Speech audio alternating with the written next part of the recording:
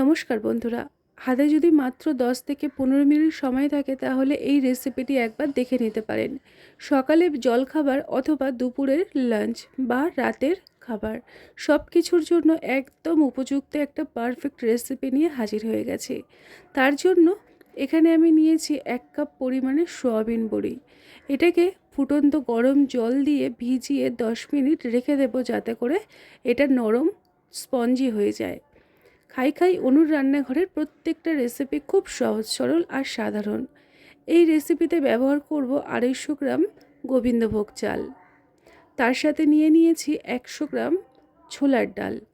আপনারা এই ছোলার ডালের পরিবর্তে মটর ডাল বা খেসারির ডালও ব্যবহার করতে পারেন। এর সাথে আমি নিয়েছি 200 গ্রাম মুগের ডাল। আজকের এই ডাল আমি কোনো রকম ভাজবো না, কাঁচা মুগের ডাল দিয়ে খিচুড়িটি তৈরি করব। এগুলোকে আলাদা আলাদা করে প্রথমে ধুয়ে নিতে হবে।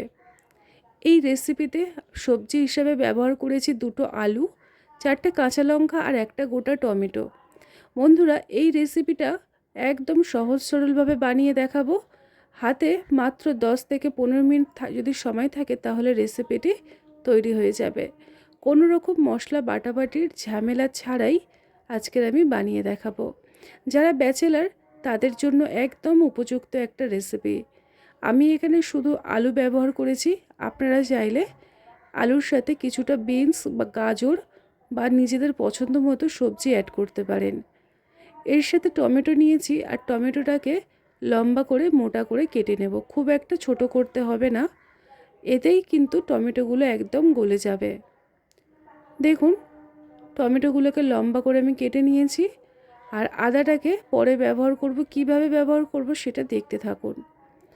এবারে একটা পাত্র নিয়ে নিতে হবে বড় দেখে, যার মধ্যে সব কিছু ভালো করে মাখা যাবে। এখন আমি এখানে দিয়ে দিলাম আগের থেকে ধুয়ে পরিষ্কার করে রাখা গোবিন্দভোগ চাল। তারপরে কেটে ধুয়ে পরিষ্কার করে রাখা আলুগুলোকে অ্যাড করে দিতে হবে। ছোলার ডালকেও একই রকমভাবে ধুয়ে পরিষ্কার করে দিয়ে দিলাম। আর আমি এখানে নিয়েছি মুগের ডাল। ডাল চালের অনুপাতটা আপনাদেরকে আশা করি বোঝাতে পেরেছি। তারপরে এখানে টমেটোগুলোকে দিয়ে দিতে হবে। ঝালের জন্য গোটা কাঁচা লঙ্কা দিয়ে দিলাম। আর এখানে কিছু গুঁড়ো মশলা অ্যাড করব। 1/2 চামচ গুঁড়ো হলুদ, 1/2 চামচ লাল লঙ্কার গুঁড়ো, 1/2 চামচ পরিমাণে ধনিয়া গুঁড়ো আর 1/2 চামচ পরিমাণে জিরে গুঁড়ো। সমস্ত মশলা অ্যাড করে দেওয়ার পরে এখানে সয়াবিন বড়িগুলোকেও দিয়ে দিতে হবে। ভালো করে হাতের সাহায্যে চিপে জলটাকে বের করে সয়াবিন বড়িটাকে দিয়ে দিলাম। আর এখানে দিয়ে দিয়েছি তেজপাতা। তারপরে যে আদাটাকে পরিষ্কার করে রেখেছিলাম ওটাকে গ্রেটারের সাহায্যে গ্রেট করে এই সময়টা দিয়ে দিতে হবে। আপনারা চাইলে আদাটাকে যদি হাতের সময় থাকে বেটে ব্যবহার করতে পারেন, তবে আজকের আমি যেভাবে তৈরি করছি আশা করছি আপনাদের কিন্তু এইটাই খুব সহজ বলে মনে হবে। তো আদাটাকে গ্রেট করেও আমি দিয়ে দিলাম। এরপরে এখানে দিয়ে দিতে হবে স্বাদ মতো বা পরিমাণ মতো লবণ। পরে যদি প্রয়োজন পড়ে তাহলে আবারও লবণ দিতে পারি। এবারে পরিষ্কার হাতে সব কিছুকে ভালো করে মিশিয়ে নেব। এই মেশানোর সময় চেষ্টা করবেন হাতের সাহায্যে মেখে নিতে, তাহলে রেসিপিটি খেতে বেশ ভালো লাগবে। একে অপরের সাথে মিশে গিয়ে ভীষণ ভালোভাবে মাখানোটাও তৈরি হয়। আলু, সয়াবিন, ডাল সব কিছু চাল ডাল একসাথে মেখে নিয়েছি। এখন আমি এটাকে সাইড করে দিয়ে চলে যাব গ্যাসের উনানের কাছে। একটা হাঁড়ি আমি গ্যাসের উনুনে বসিয়েছি। 1 চামচ সরষের তেল গরম করে তার মধ্যে মেখে রাখা চাল ডাল আলু সয়াবিন সবটাই দিয়ে দিলাম। এবারে গ্যাসের আঁচটাকে কমিয়ে রেখে 1 থেকে 2 মিনিট ভালো করে তেলের মধ্যে সব কিছুকে কষিয়ে নিতে হবে। আলাদা করে কোনো কিছু ভেজে রান্না করার প্রয়োজনই পড়বে না। এই রকমভাবে একবার হলেও বানিয়ে দেখুন বন্ধুরা, ভীষণ সহজ সরল আর সুস্বাদু একটা রেসিপি। মোটামুটি 1 থেকে 2 মিনিট কম আঁচে রেখে ভালো করে নাড়িয়ে চাড়িয়ে কষিয়ে নিচ্ছি। খাই খাই অনুর রান্নাঘরের প্রত্যেকটা রেসিপি খুব সহজ সরল আর সাধারণ, যাতে করে আপনারাও অনায়াসে রেসিপিগুলো বাড়িতে তৈরি করতে পারেন। এবারে দিয়ে দিচ্ছি পর্যাপ্ত পরিমাণে উষ্ণ গরম জল। এই রেসিপিতে চেষ্টা করবেন গরম জলটা ব্যবহার করতে, তাহলে খুব তাড়াতাড়ি তৈরিও হয়ে যাবে, আর তাছাড়া এটা খেতেও কিন্তু দারুণ হয়। আমি আরও একটু জল অ্যাড করছি, কারণ খিচুড়িতে চাল ডাল সবটাই অনেকটা করে বেড়ে যাবে পরিমাণে। সেই কারণে এখন এটাকে ঢাকনা দিয়ে জোরে আছে 3 থেকে 4 মিনিট পরে ঢাকনাটাকে খুলে আপনাদেরকে দেখাচ্ছি। দেখুন কত সুন্দরভাবে সব কিছু ফুটতে আরম্ভ করে দিয়েছে। তবে এখানে কিন্তু জলের পরিমাণটা অল্প অল্প করে দিতে হবে, একসাথে দিলে হবে না, তাহলে খিচুড়ির যে থিকনেসটা সেটা মানে গাঢ়ও হতে পারে বা পাতলাও হতে পারে।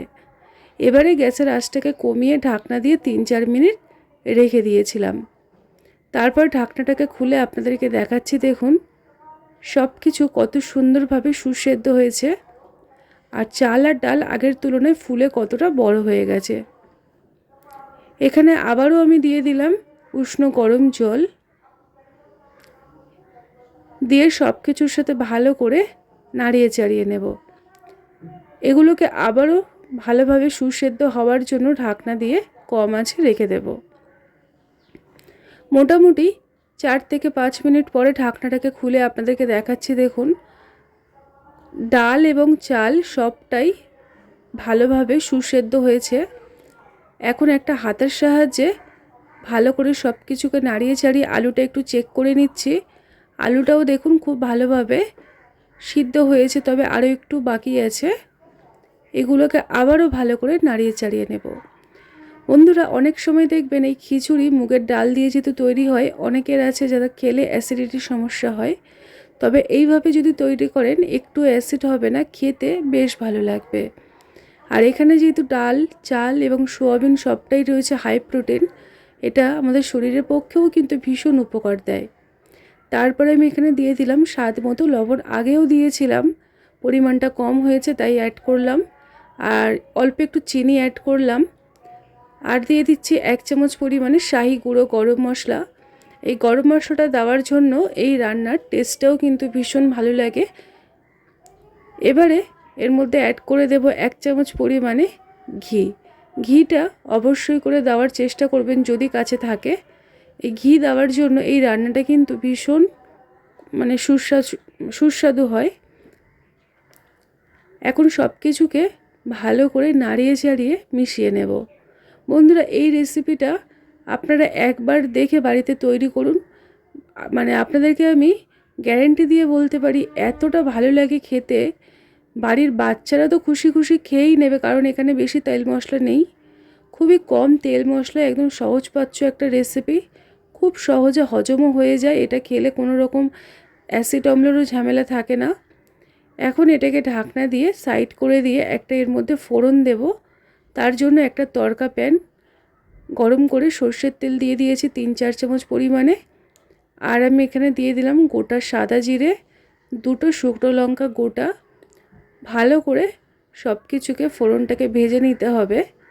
তারপরে গ্যাসের আঁচটাকে অফ করে দিয়েছি, দিয়ে এখানে অ্যাড করে দেব ছোট্ট চামচের 1 চামচ পরিমাণে কাশ্মীরি রেড চিলি পাউডার। এটা দিলে কালারটা বেশ ভালো আসে, দেখতেও একটু ভালো লাগে। তারপরে এই ফোড়নটাকে ওপর থেকে খিচুড়ির মধ্যে ঢেলে দিতে হবে। ওই তড়কা প্যানটাকে ধুয়ে অল্প সামান্য পরিমাণে জল এখানে অ্যাড করে দিয়েছি, দিয়ে এই ফোড়নের সাথে সব কিছুকে ভালো করে মিশিয়ে নেব।